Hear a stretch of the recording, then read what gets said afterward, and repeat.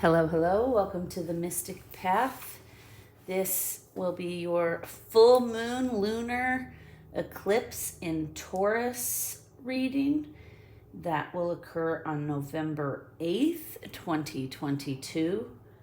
As always, if you're finding this video and it is not during a full moon lunar eclipse and it is not November 8th, that is all right. The messages find you when you are ready for them and when they are meant to find you.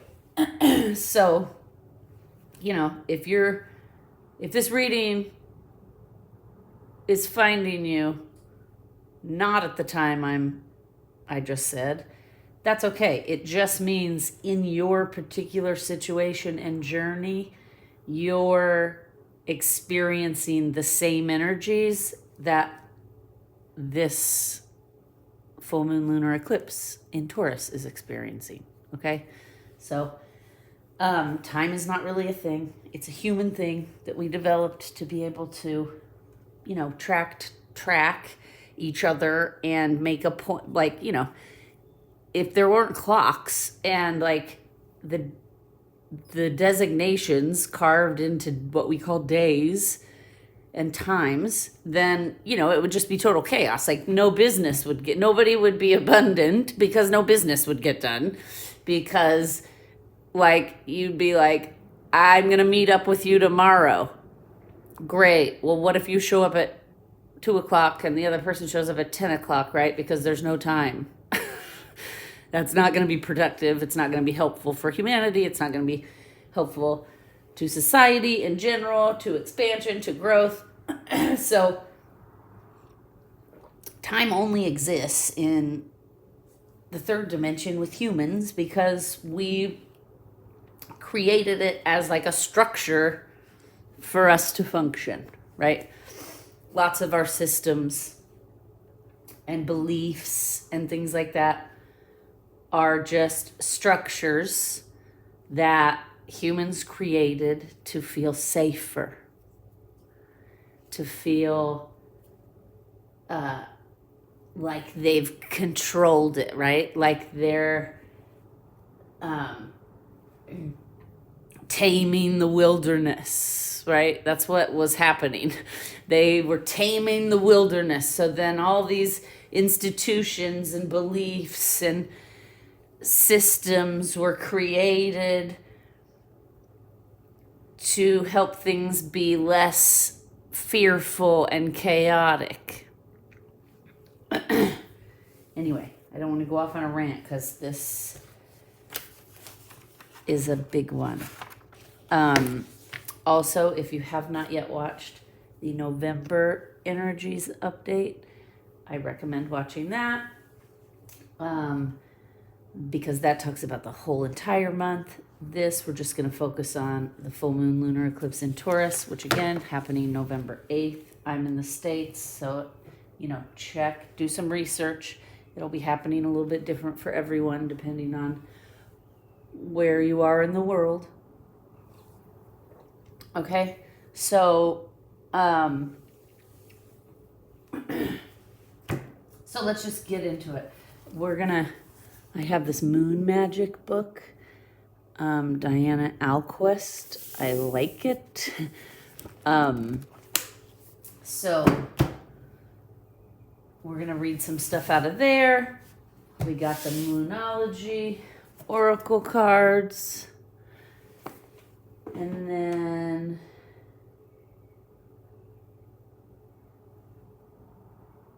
okay. I was just trying to hear. And then we're going to pull from the Starseed Oracle and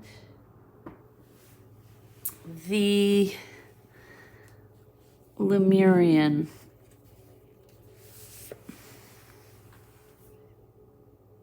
Okay, card deck and possibly some tarot, and if we do read tarot, if we pull tarot, whoosh, Nightmare Before Christmas. We're in the season for that, so I've been using that a lot. Okay, let's get into it. Just a reminder, right? We're all humans on a human experience. We're all on our own particular journeys. We all have our own soul and our own soul path and our own soul contracts of things we wanted to do and learn when we agreed to come to the school of Earth, because we did agree.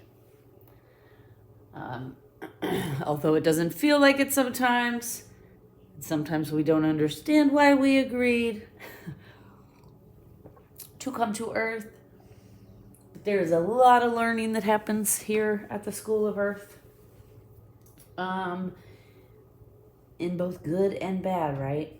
I think we're finally at a point, hopefully people are starting to understand that this like labeling of like, this group is good and this group is bad and there's no in between. Like, we as humans, we have to start growing. We have to start expanding. We have to start accepting things that do not agree with us. And not in a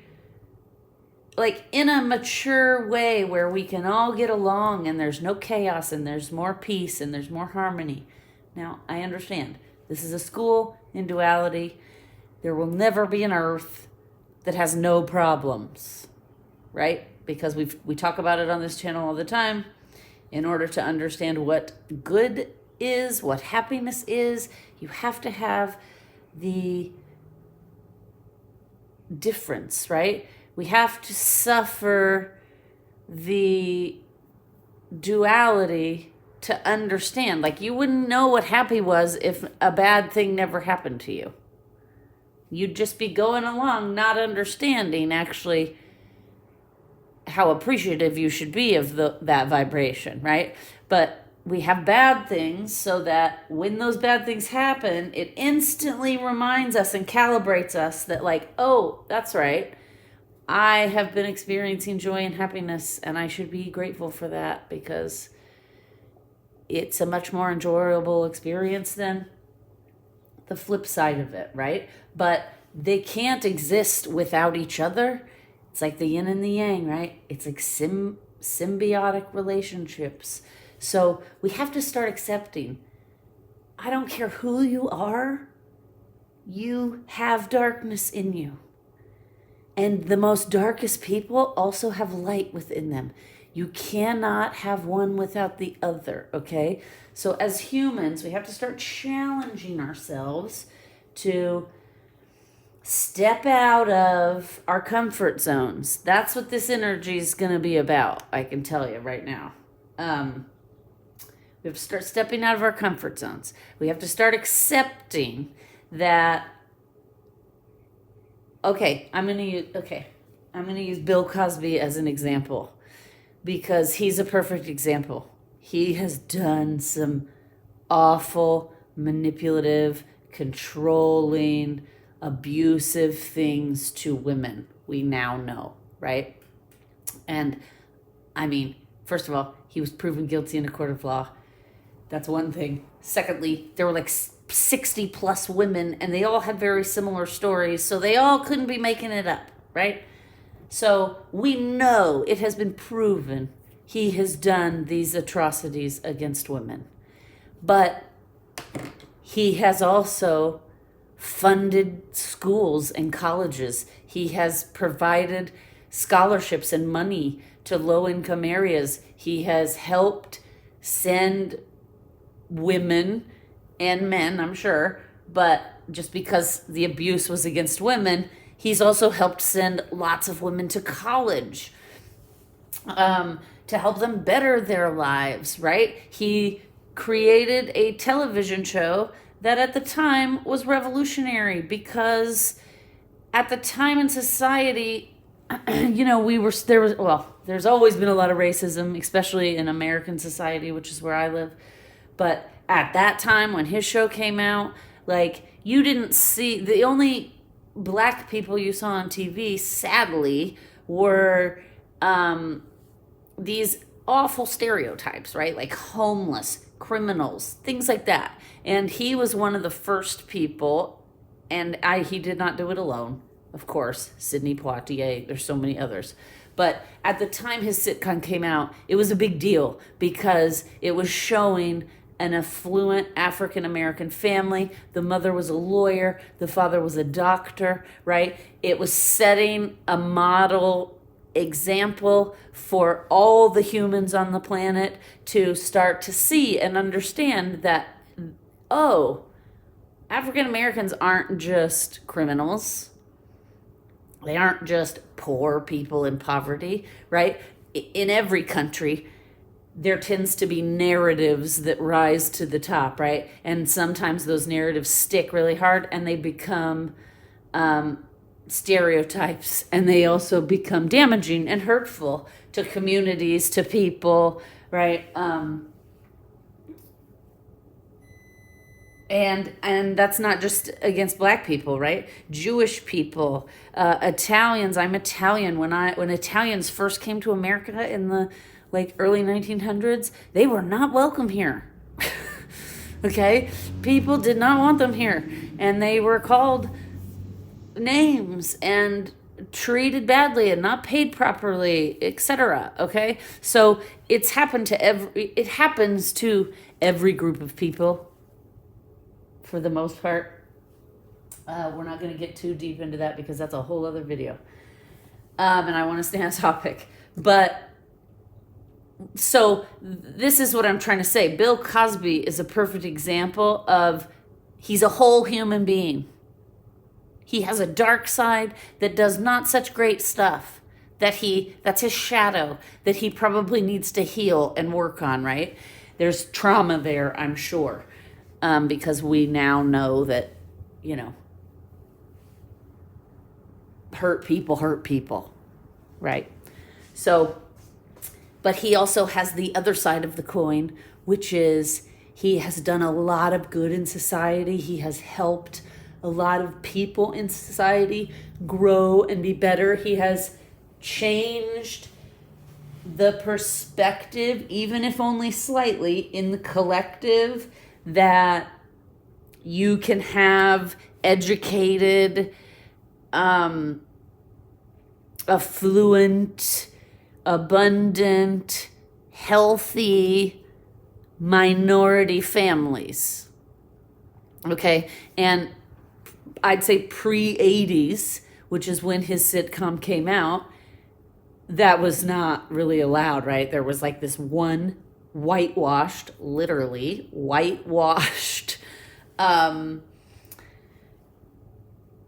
narrative of what a family was supposed to look like, what a family life and parents and children were supposed to look like, what society deemed was acceptable, right? And then there were all these other narratives that, this group of people is bad, and this group of people are criminals, and this group of people are poor, whatever, the labels, okay? And so when Bill Cosby created, and by the way, that sitcom was on the air for, I think, probably a decade. I'm not 100% sure on that, and it doesn't really matter, but you get what I'm saying. It was a very successful show. It surprised all those people in television, I'm sure, because they were like, no, this is not the narrative that we normally push, so it won't be successful. But it was very successful. And it changed people's perceptions, right? On what a family could look like.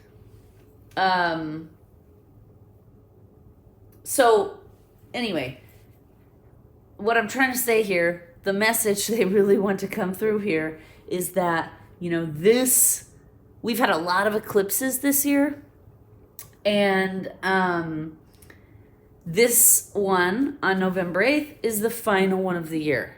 It is also election day in America, so that's also a little interesting thing that we're going to be observing and watching, because the energies are already going to be intense. And lately, over the last 4 or 5 years in America, our elections have gotten crazily combative and intense and divisive. And so having an election on all these eclipse energies, it's going to be interesting to watch, okay? So I just want to remind us, we talk about on this channel, we're here to learn, to grow, to try to expand, just to try to be aware of what's happening in the energy, because then that helps us better try to understand like what's going on with us when things come up. And we have a better idea of what the universe is trying to shine a light on, right? Because that's why we do these videos and why we talk about energy, because energy changes for many reasons, but one of the reasons is to shine lights on things that we choose not to look at, because we have to look at those things to grow and evolve and move forward. Otherwise, we just keep repeating the same patterns again and again and again in society, in our personal lives, right? So, okay,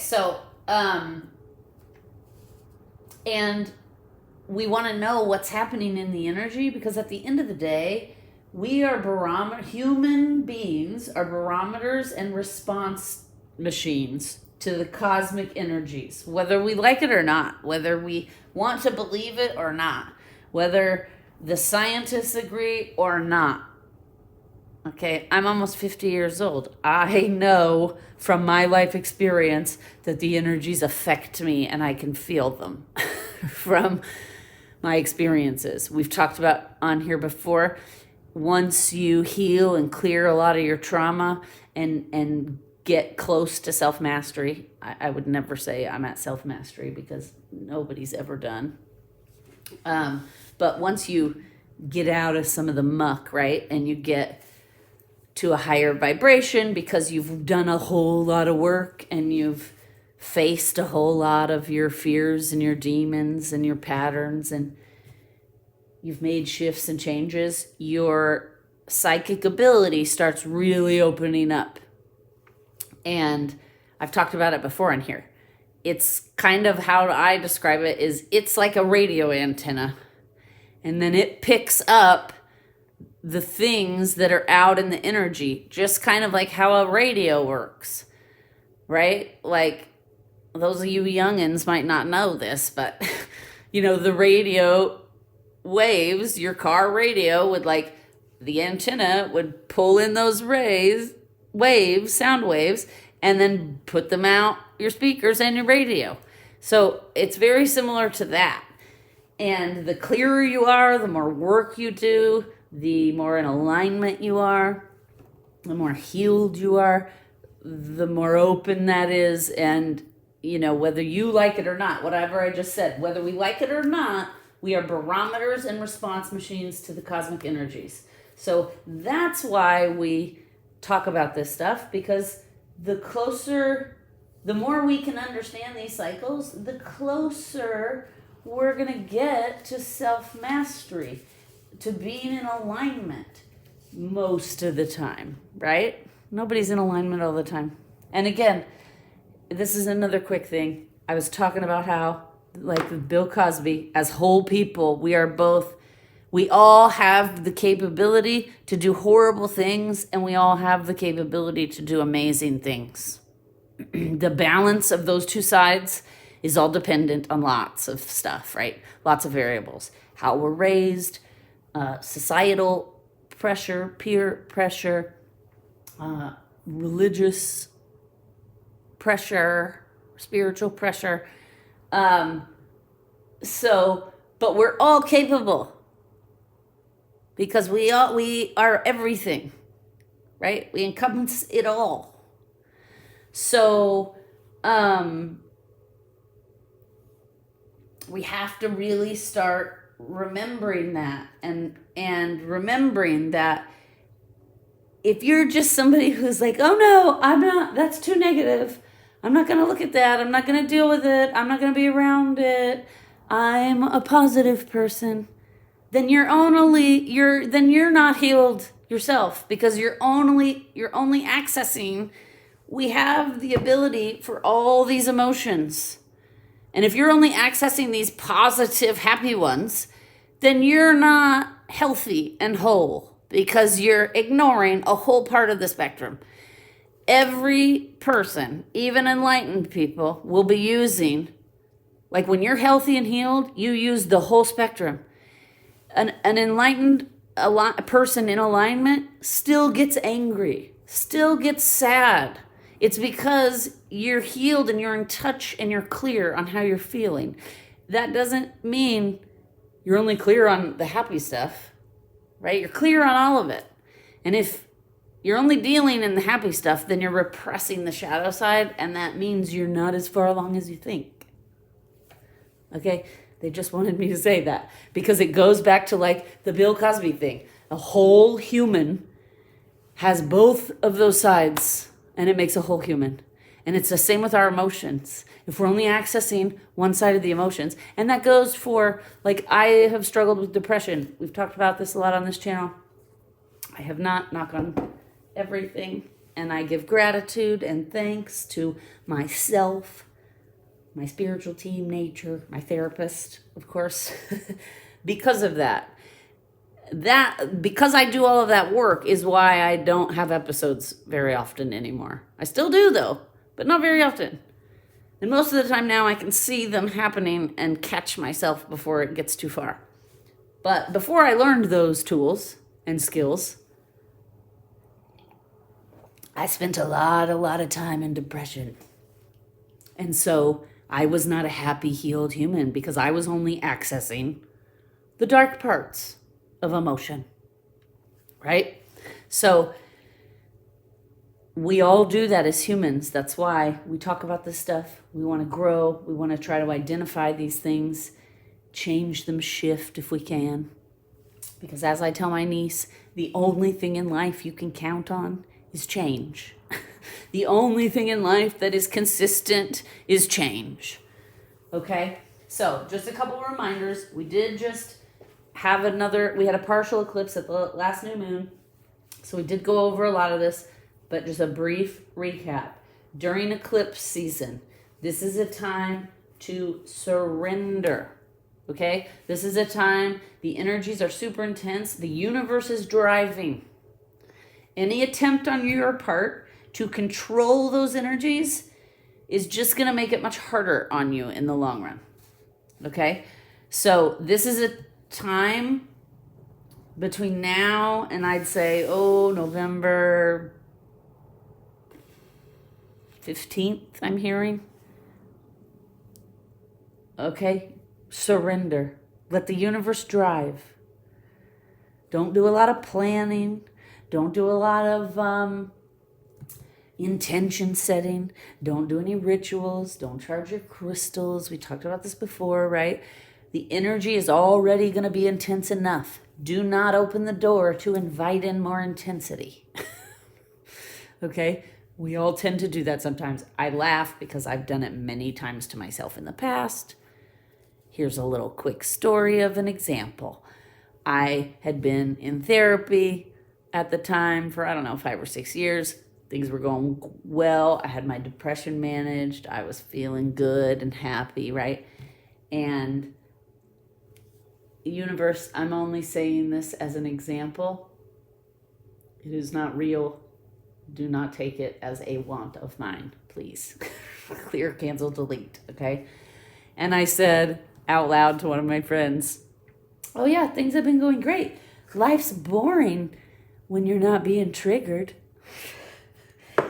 And I'm not kidding you. Okay, clear, cancel, delete, because I don't believe that now. At the time, it was a belief I held. And so the universe was like, oh, really? You're bored? Okay. Literally for the next 2 weeks, I was triggered like probably 5 or 6 times a day. And it was a very stressful time, and I had to do a lot of journaling and a lot of work to like keep control of my emotions and myself. And then after it was all over and I kind of shifted out of it, it took a couple weeks, I realized I invited that in. By making that statement to my girlfriend, I invited that in. So clear, cancel, delete. I'm not inviting that in, especially around this eclipse energy. I get it now. because they wanted to remind me how chaotic being triggered was so that I was appreciative and more present and joyful in the non-triggering life, right? So that's just a little example of what happens when you hold on too tight and try to control things too much. So again, surrender, surrender, surrender. There will be lots of abrupt changes, lots of abrupt truths coming forward, and in the collective and personally. And now is a time during eclipse season, you just want to try to go with the flow, right? You want to pay attention and observe to what's happening around you in your life and look for the signs. Follow the signs because they will point you in the right direction. Listen to the signs, okay? Trust your intuition. Trust the messages you're getting, which I know is really hard to do, especially in the beginning of the journey and the healing. It's also important to remember during this time, the universe is not out to get you. It is not working against you, okay? There's a saying, and I know it's like when you're in the thick of it and you feel like life is punching you and kicking you in the face constantly, this statement can be infuriating. But things don't happen to you, okay? They happen for you. Even the worst things are happening for your greatest good, for your greatest expansion and growth. Okay? I know at the time it's hard to see that, but you know. Okay, next. Relinquish control. We talked about that. Practice mindfulness. Practice being present. That's going to be very important during an eclipse season. If you feel yourself overwhelmed or stressed out or out of control, it is always good to sit, have a little quiet time, no phone, no TV, no noise, no, whatever it is that you use to escape. You just sit, be present, breathe, focus on your breathing. When things get hard, always go back to the breath. Remind yourself the whole time you're breathing, it's all going to be okay. Okay? I am safe. It's all going to be okay. Grounding in nature is very important at this time. Journaling is very helpful to a lot of people. It's not for everybody, but even video journaling where you can just record yourself and watch the videos back later, you'll get insight about yourself. And then also, do not be afraid to face your fears. Okay? Sometimes we gotta face the fears. Here's another quick example. Many years ago now, 11 years ago, almost 12 years ago, I think, when I got divorced, I did not want to go home to see all my family because I just didn't want to deal with it. Like, there aren't a lot of divorces in my family. Everybody's very vocal about that, right? Everybody's very vocal about how, we don't get divorced. You figure it out, We're not going to get into all that. But the lesson, for like 2 years after my divorce, I did not go home. I mean, I talked to my family on the phone, of course. We FaceTimed. And we had the internet and all that. But I did not travel the 1,000 miles home to see people face to face, because I convinced myself, and I had this belief that all they were going to do is give me a hard time. All they were going to do is lecture me about how I didn't try hard enough, or I didn't, work at it, whatever. And when I finally did go home, nobody gave me a hard time. And everybody was loving and kind, and they were just like, well, as long as you're okay and this was the right thing for you, we're good.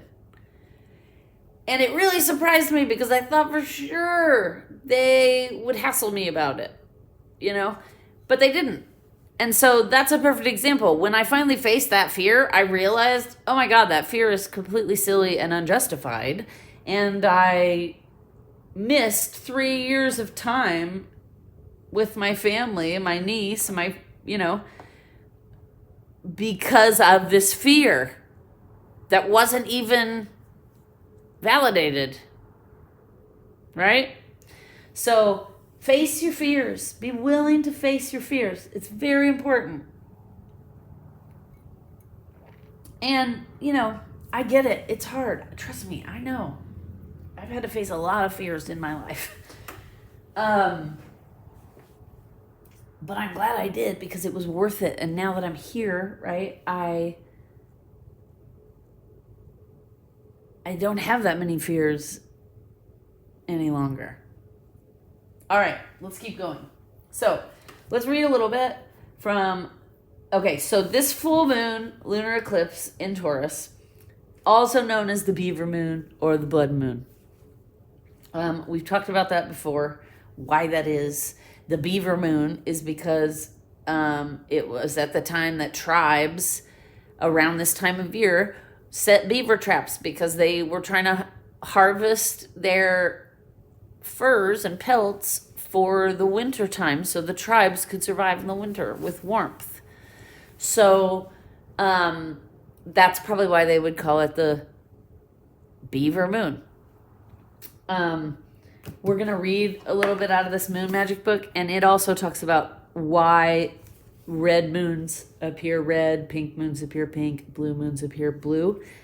And it's actually really interesting. So, okay. Let me find it here. I marked it. Okay, so we're just going to read a little bit about eclipses, and then we'll read a little bit about this specific total lunar eclipse, blood red moon. Okay, so eclipses are astronomical events that occur when one celestial body moves into the shadow of another and it is partially or totally shaded. Revering the power of the sun and the moon and their influence in our lives, humans have always been captivated by the mystery of eclipses. Lacking a cosmic perspective and an understanding of the larger patterns and dynamic workings of the solar system, early humans created numerous stories to explain the temporary darkening of the sun or the moon. Rooted in the ancient Greek word for failure or abandonment, that's interesting, we get a sense of fear and uncertainty early humans often associated with eclipses. It is therefore no wonder people created narratives to make sense of the significance of these unusual, seemingly threatening, and then unpredictable celestial events. For some more sensitive and advanced souls, eclipses have always opened doors to multidimensional and intergalactic communications and messages. I also want to mention, this came out in the November energy update, so I recommend watching that. This is blue kyanite. It'll be good to have around you for the month of November, and it's really good at helping you remember your dreams and any communication that has come into you via your guides or multidimensionals or angels or whatever in your dreams.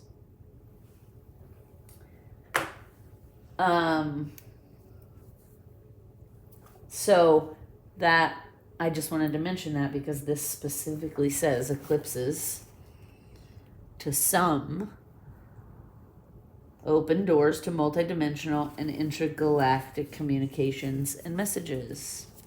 Interesting. Okay. Over time, and through close observation of the shadows cast during eclipses, Ancient astronomers eventually figured out that the Earth was round and the eclipses were merely shadows cast by other celestial bodies. And even though we've come to understand Earth's place and actions in the larger cosmos, and we now celebrate these celestial events with road trips and viewing parties, excuse me, we continue to closely study eclipses in order to expand our knowledge of and relationship with the natural and spiritual world. Planetary transits and stellar alignments have always been thought to be highly charged with tremendous prophetic power and predictive value. Both lunar and solar eclipses were viewed as a way for otherworldly deities to convey crucial messages to humanity during critical evolutionary moments. Interesting. Typical eclipse energy was active and honored for a 5-day period, 2 days before and 2 days after the eclipse. This time was considered favorable for gaining insights related to advancing humanity's spiritual development and was meant to emphasize the importance of tuning in rather than engaging in mundane activities. In preparation and response to eclipses, people around the world conjure up demons to blame and creatively imagined and invented solutions to restore balance. They downsized and tamed the unknown, overwhelmingly and inexplicable, by crafting relatable stories and enacting healing rituals in order to calm anxieties, connect with the luminary deities, and open pathways to new levels of consciousness. Interesting. So that's touching a little bit on what I was saying earlier about how to feel safe, to not feel scared, to make sense of things that don't make sense, or at the time didn't make sense because they did not have the scientific understanding we have in today's present moment.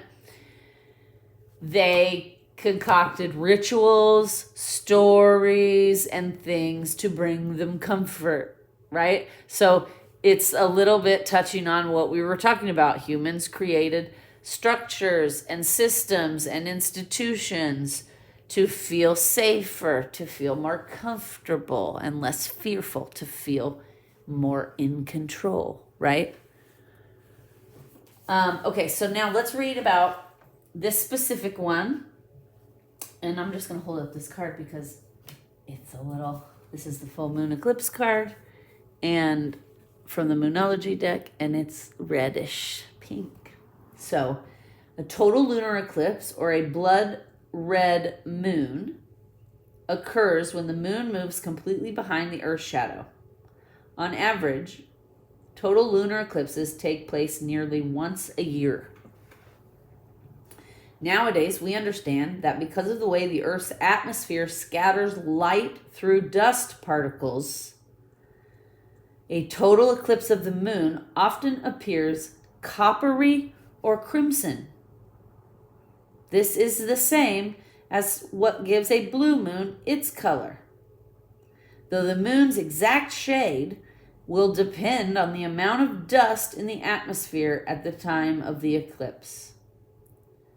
When there is a higher quantity of dust particles, the moon will appear darker red, despite the fact that the moon only appears red during some lunar eclipses. There is a tendency to call all total lunar eclipses a blood red moon. That's just humans being dramatic. So not all eclipses are blood red, just as some of them. Not all full moons and eclipses are blue, just some of them, okay? But humans tend to be overly dramatic, right? And all the eclipses are going to be red or blue. Okay. People have always counted on the reliability of the sun and the moon and their movements.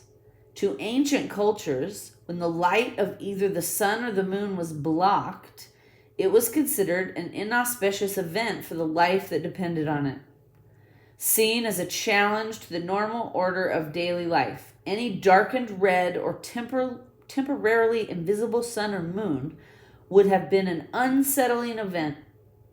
To this day, apocalyptic end-of-the-world prophecies are still associated with eclipses. Okay.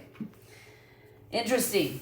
Then maybe on a different, next time there's an eclipse, we'll go more in deep, but there's a bunch of stories here from different civilizations and what their beliefs were around an eclipse. For example, it was a common belief in Vietnam that a giant frog came and ate the sun during a solar eclipse. Kind of comical. Who knew that there would be a giant frog big enough to eat the sun? Okay. All right. Now, full moon in Taurus. Your dreams need a practical plan. And full moon eclipse. Conclusions are within reach. Well, you know what that means. That means that's those messages and clarity we were just talking about that come through during solar eclipses, right?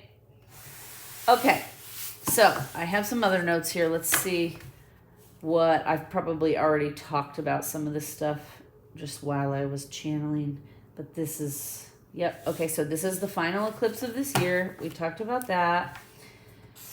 We talked about that. Okay. Full moons represent release. The full moon shines light onto our hidden feelings and buried thoughts, making it impossible to ignore. Okay?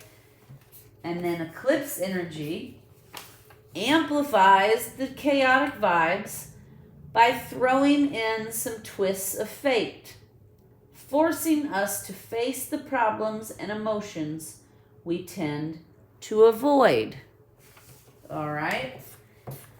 Okay. I also wrote, these energies come here to push us from our comfort zones so we can grow, evolve, and expand, right? So what have I been talking about? With the things we create that make us feel safer, that make us feel more comfortable, right? Patterns, beliefs, institutions, systems. We create all these things to give us the illusion that we're controlling everything. And we're going to be safe because we're controlling everything. So there's nothing to worry about, right? And so then that's why things become a lot more chaotic when abrupt changes come to our lives or things get turned upside down on a dime, right? Which happens to people. I mean, think about people. Okay, we'll use Bill Cosby again as an example. His son, adult son, was murdered many years ago on the side of the road while trying to change his flat tire. That is an event that, just like that, turns your whole entire life upside down. Okay? So, and that's not something you can control or you see coming, right? So, all of these things we've created as humans are just illusions that make us feel safe, that make us feel like we're controlling everything, right? But these eclipse energies come in to kind of shake that up, to kind of make us shift and move. Okay? This energy is in Taurus, right? And Taurus is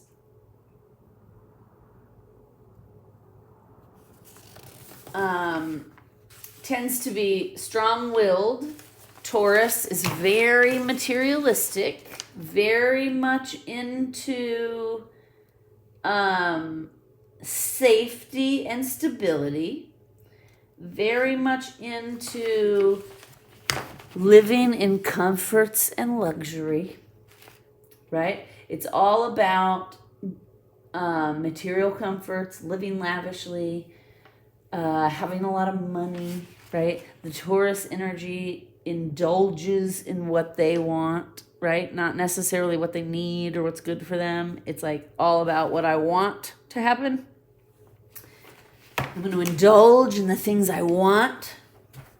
Tauruses can also be very stubborn and very strong-willed. My brother is a Taurus, so take it from me. That is all accurate. So let's see. What else? I don't want to miss anything here. Okay. So, we were talking about all these things we create, right? To make us feel comfortable, to make us feel safe, to make us feel stable. Well, this energy coming in the full moon eclipse, mixed with the Taurus energy, is going to be about forcing us to learn and accept that change is a part of life. Whether we like it or not, it's going to happen. And it's always better to go with the flow and let it unfold than it is to resist. Okay? We are going to be challenged in this time to lean into the chaos of our life. Okay? We talked about this already. You cannot get to self-mastery by ignoring your shadow.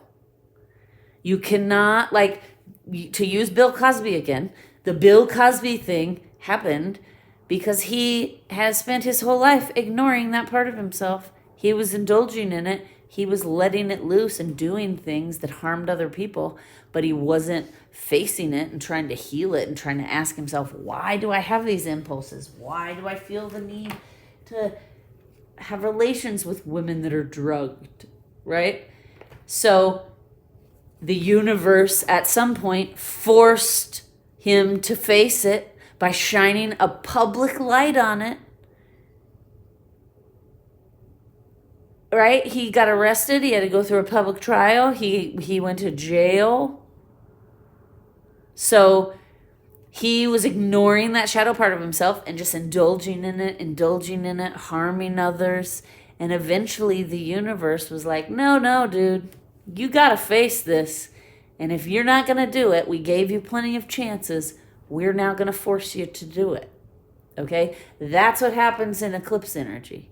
That's why I go to therapy, because I learned early on in this journey that it's better to deal with these things as they come up instead of pushing them down and trying to ignore them, because when they finally do come back to be seen, they usually come back with a vengeance and with chaos, and they turn your life completely upside down.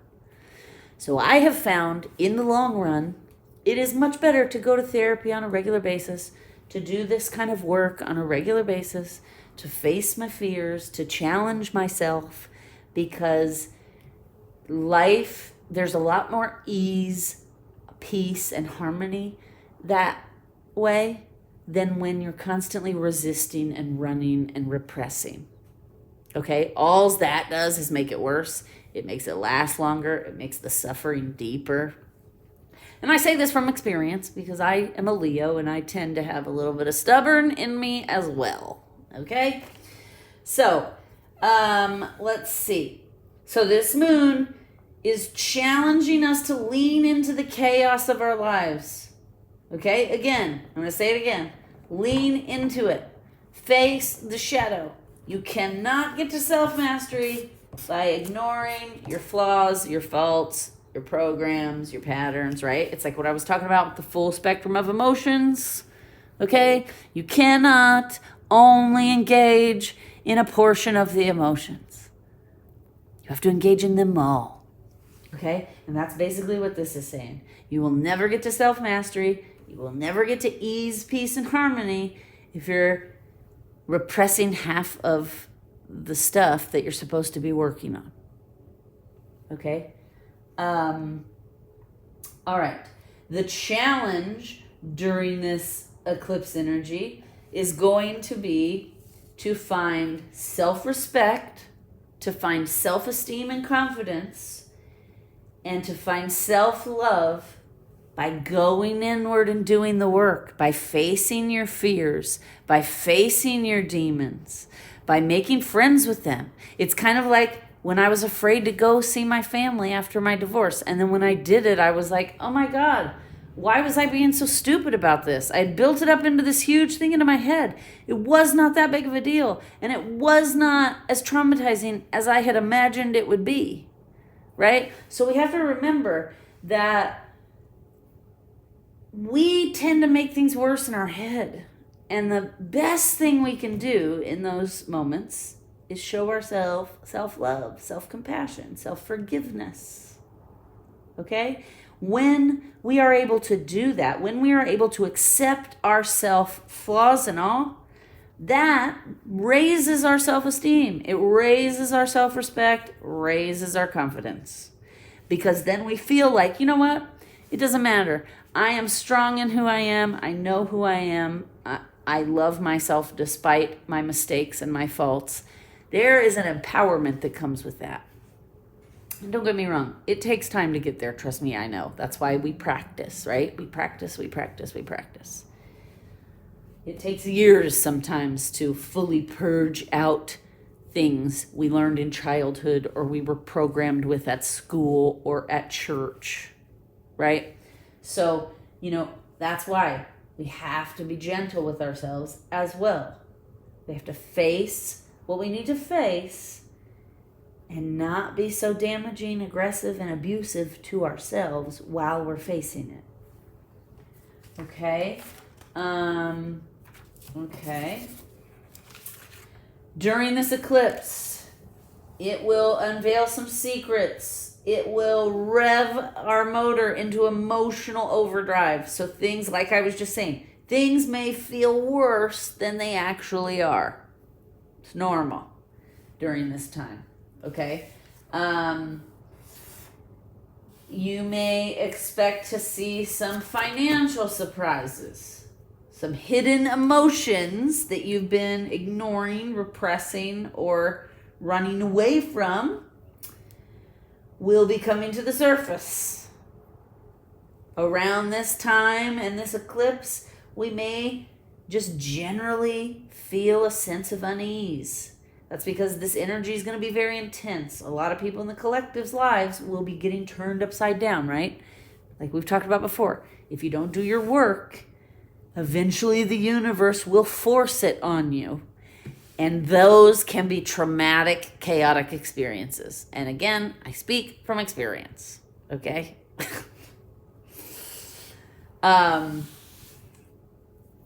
So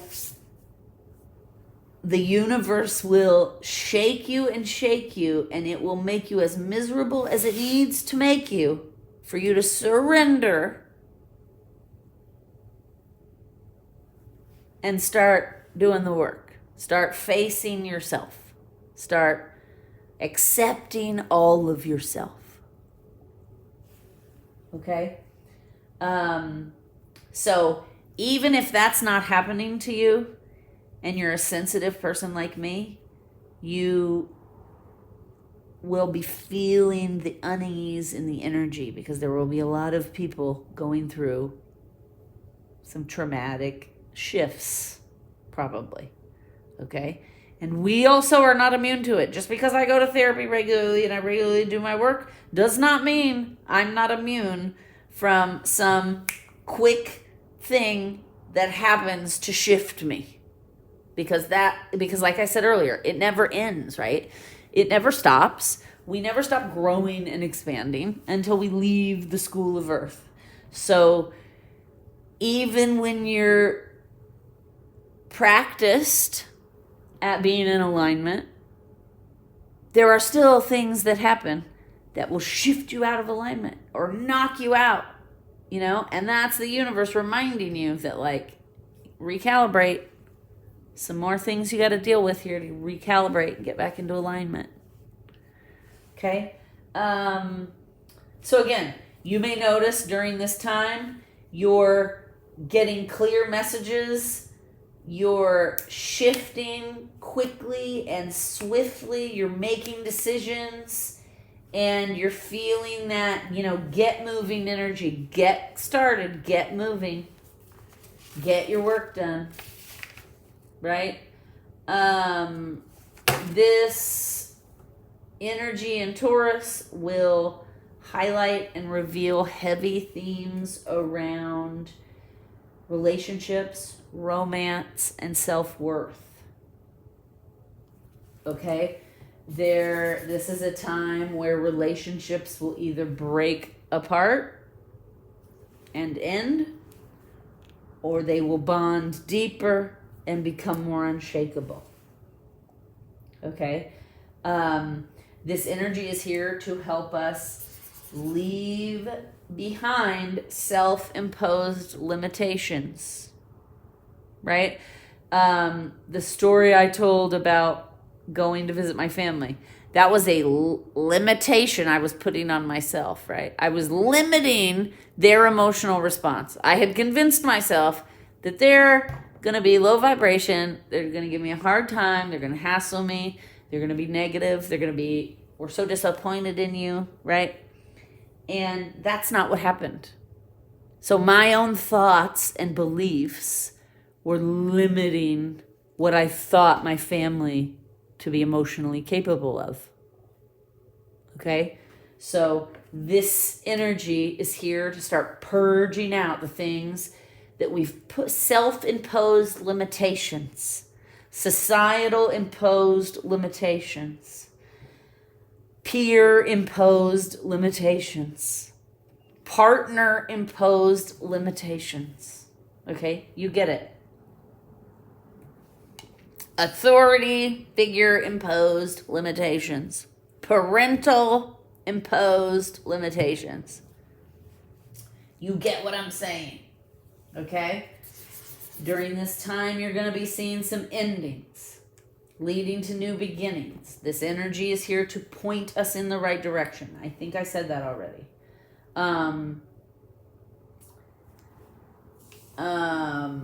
Okay, so we talked about, right? Nature during this time is preparing, shifting and preparing for the winter to come ahead, right? And so we should take our cues from nature and do the same. We should start preparing mentally and physically for winter because it's coming. So whatever that means for you, if you live in a place where it snows a lot and you got to bring in all your plants and outside furniture, then you need to do that. If it means you have to mentally prepare yourself for not getting so much outdoor time because summer's going to be over, fall's going to be over, it's going to be cold, it's going to be snowing, right? So this is a good time for us to do that. Go within, just get prepared, get fortified for the winter coming. And then the last thing here, this is a great time for grounding. I talked about that already, but this other thing here is important that I wrote down. We have not talked about it yet. This is a very important time for grounding, which I just said. It's also important for evaluating what or who in your life no longer is adding value to your experience, right? Are these limited beliefs and patterns and programs adding value to your life or holding you back? Are the people in your life, your partner, boyfriend, husband, sister, brother, mother, father, friend, whatever it is, are these people negative Nancy's Do they sabotage you? Do they put you down? Do they try to control you? Are they unsupportive? Okay, this is a time to observe and start noticing those things. You know, if you don't surround yourself with people who want to see you win and want to support you and love you and help you grow, then you might need to start purging those people from your life.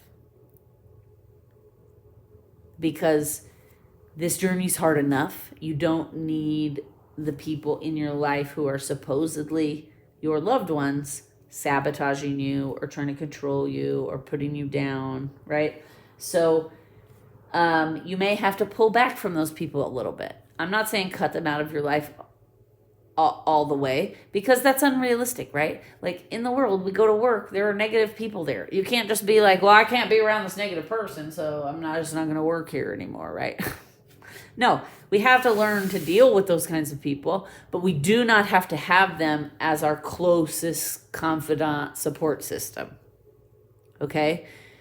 The people that we want in that inner circle, we want those people to be supportive. We want those people to be loving, to be kind, to be forgiving, to be compassionate, to be willing to have hard conversations and to say hard things and to receive hard things, right? Okay, I know this is a long one. The November energy update as well was a long one. So we're just going to pull a few cards. And hi, Bubba. And Watson, the mystic cat, just joined us. So in case he decides to jump up here, which I think is what he's about to do. Are you coming, Bubba? Come on. Here, come over here. Get over here on your bed and come up that way. He's circling the table, trying to figure out the best way to jump up here. So I am hoping he does not. Come on, Bubba. There he is. All right. Just in time. Just in time, right when I was about to pull some cards. Okay? All right. I think we're going to pull a starseed and a Lemurian. Okay. So we're going to do starseed oracle first. Whoop. Okay. Lay down, my boy. Lay down. Right here. Come on. Good boy.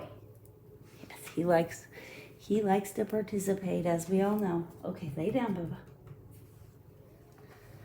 All right, spiritual team. This is the advice and guidance for full moon, total lunar eclipse, November 8th in Taurus. Let me give it one more. Sorry, spraying some earth energy here.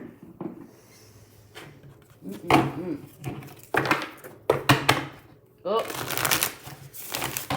there goes the mystic cat. He doesn't like it when I...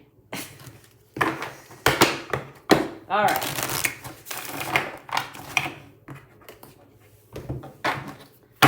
Advice for this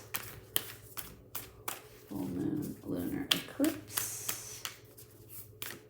Okay. Okay. They're saying just one from each deck because I covered a lot, so I mostly got all the messages out.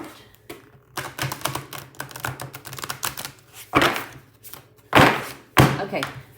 Also, one thing I don't think I mentioned is our throat chakra is going to be challenged around this time, which makes sense. It's in Taurus. Taurus has some throat chakra issues, trouble speaking their truth. What I keep being drawn to all this green here, and so what I just heard was we're going to be pushed into rebirthing the heart space. So, ooh, my nose is just itching. Thank you, spiritual team. Okay. They're all here. I can feel the energy. So, we're going through a rebirth in our heart space. Our throat chakra is going to be challenged because we're starting to be they're challenging us to learn how to speak our truth from the heart space, not the ego.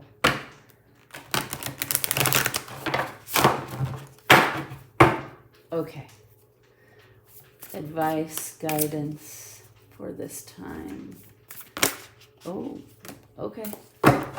Alrighty. Oh. Yeah, okay. Okay. Interesting. Okay, so we're supposed to keep, okay. Furred and feathered friends, which means our animal companions will be very helpful during this time. They can help us transmute the energy and make it less intense.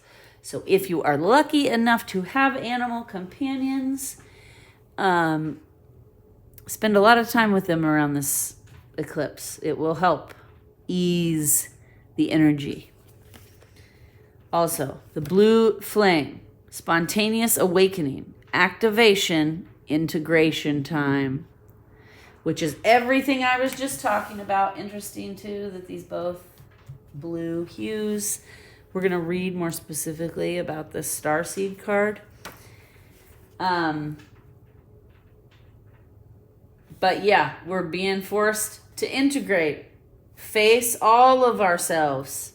We all have a capacity to do awful things to other humans and to ourselves. And we all have a capacity for great love and joy and to do miraculous things. We have to start accepting. We have to stop doing this us and them. We have to stop putting people in boxes and then thinking that they can only be what this box is. Right? We are multidimensional. We have multiple aspects to our personality, to our psyche. Okay? We have to start accepting the things we do not agree with. We have to start being loving and accepting to those who are different than us, that don't believe the same as us. There is no reason to be so threatened by each other, I'm hearing. Let the fear go. We have to start releasing the fear. That is the first step.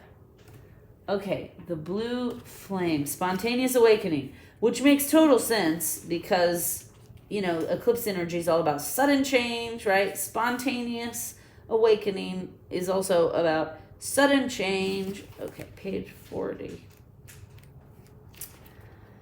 All right.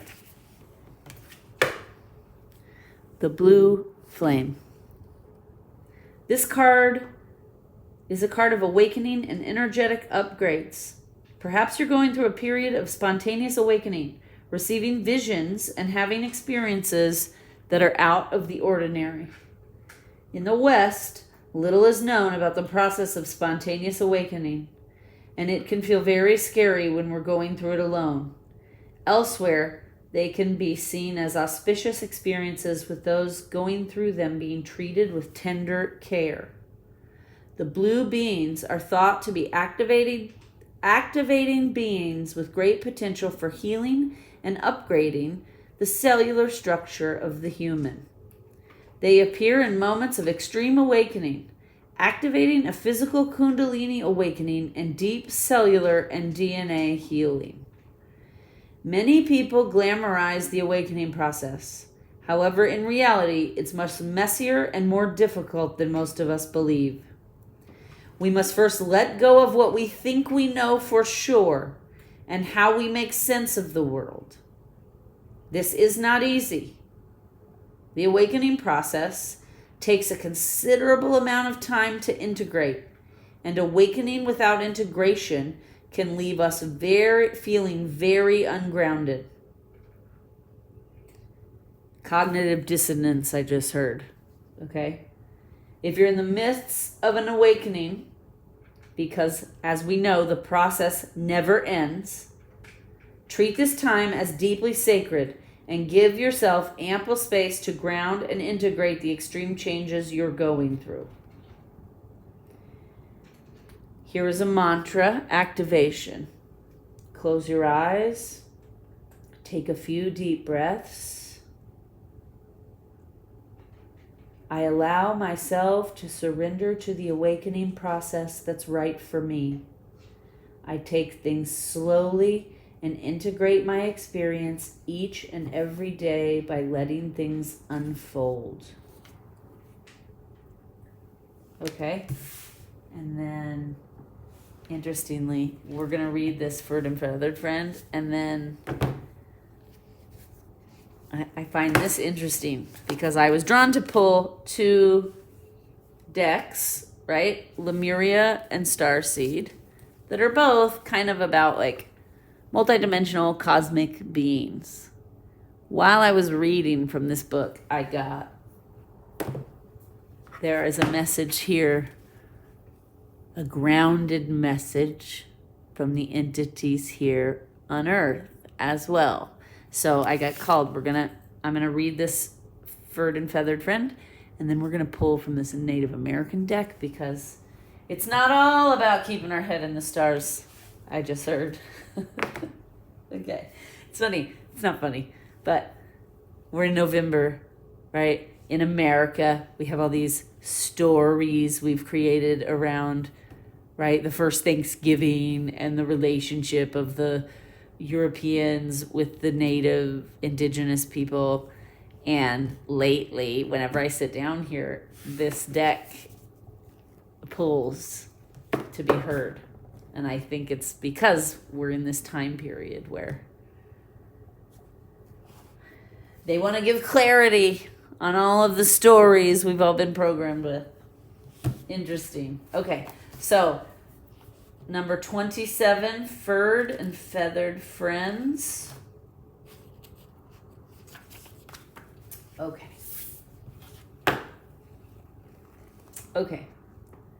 Ethical consumption.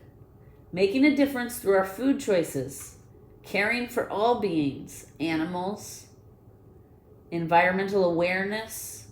Doing the best we can. Animal spirit guides. Okay. Animals are intuitive and sacred beings that walk the earth beside us. They are the wisdom keepers of many earth traditions and some of our most loving companions. They have much to teach us, and yet the way some species are treated is quite unbelievable. As we become more empathetic and our sense of compassion expands beyond that of our own family and community sphere, we start to see other beings and the quality of their lives as interconnected and equal. We may be inspired to align our actions with our compassion to minimize the harm we do to the planet and all her inhabitants. As humans are evolving and moving to a lighter consciousness, our bodies may struggle to digest what was once healthy and fortifying. Also, when we are doing the work spiritually, we may feel more sensitive to things that don't fit with our values. When we take on the energy of a product that has suffering imbibed in it, no matter how good it tastes or even how organic it is, we may notice a lowering of our vibration as it challenges our spiritual integrity. This is not to say that there is one way of living and eating that everyone should adopt. This message is about doing the best we can within our circumstances. It is not always possible to access nutritious or locally produced alternatives. However, as consumers, we do have the power to push for change by choosing how and where we spend our money. When it comes to consumption, we have many more options in the West than did previous generations. Unfortunately, this variety has had a detrimental impact, and on the whole, We need to eat more plant-based foods to address endemic health issues. As the false food pyramid falls away, they reveal themselves as misinformation marketing tools of the meat industry. We can let go of this falsehood and choose nourishment that is sustainable, healthy, and inspiring. Also, be aware of the environmental factors such as land clearing and water use. Once you start to scratch the surface, you will discover alarming and eye-opening truths about food production. There is no need to be dogmatic about making a shift, but do what you can. It does make a difference.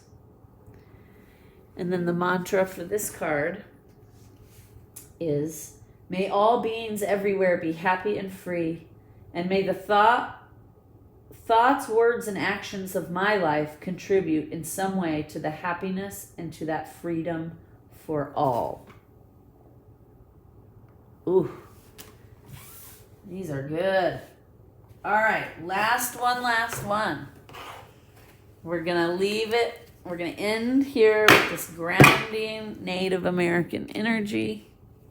I feel them pulling me down to ground, to root into the earth. I feel it happening. It's funny, I have Birkenstocks on. They just asked me to take them off. Oh, my socks too, huh? Okay. And be barefoot, touch the ground barefoot. Both of my feet. Okay, grounded into the earth. Ooh, yeah, strong. I feel like they're magneting down. This message is coming from deep within the earth, I'm hearing. Okay. What is it needs to come through? Last, final, whoops. Okay, this is it.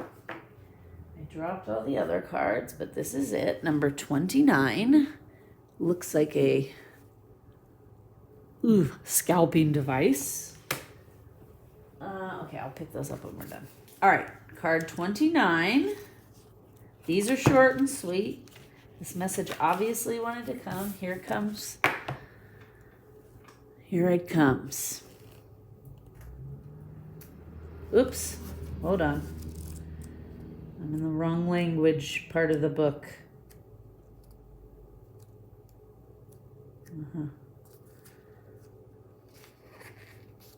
Okay. The tomahawk. Separation. The tomahawk is a useful tool employed for a number of different purposes. Simply, it is a common everyday tool used for chopping or cutting.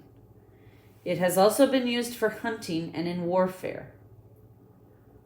It is also used in competitions. Hence, it is associated with strength, war, competition, and aggressiveness. It is also connected with the instantaneous and definitive power of lightning.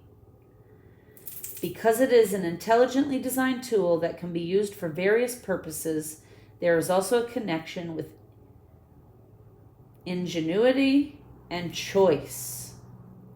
Sometimes the best course of action is swiftly and cleanly separate from a situation.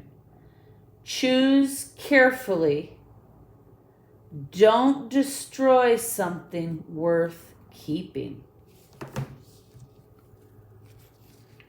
Okay. That message is for somebody. I'm also hearing, I don't know, somebody who's watching, I'm hearing this applies to a divorce. Okay, this message is for everybody, but one of you specifically, it has to do with a divorce. So take it as it resonates for you, meditate on it, sit with your guides, try to connect and get more personalized information. These are general readings. And look, we're going to end it there. The mystic cat, Watson the magician, has come to say final goodbyes. Have a wonderful rest of your day, evening, week, weekend, whatever it is for you. Please like, share, and subscribe and comment below. I love to hear if the message resonated. Namaste.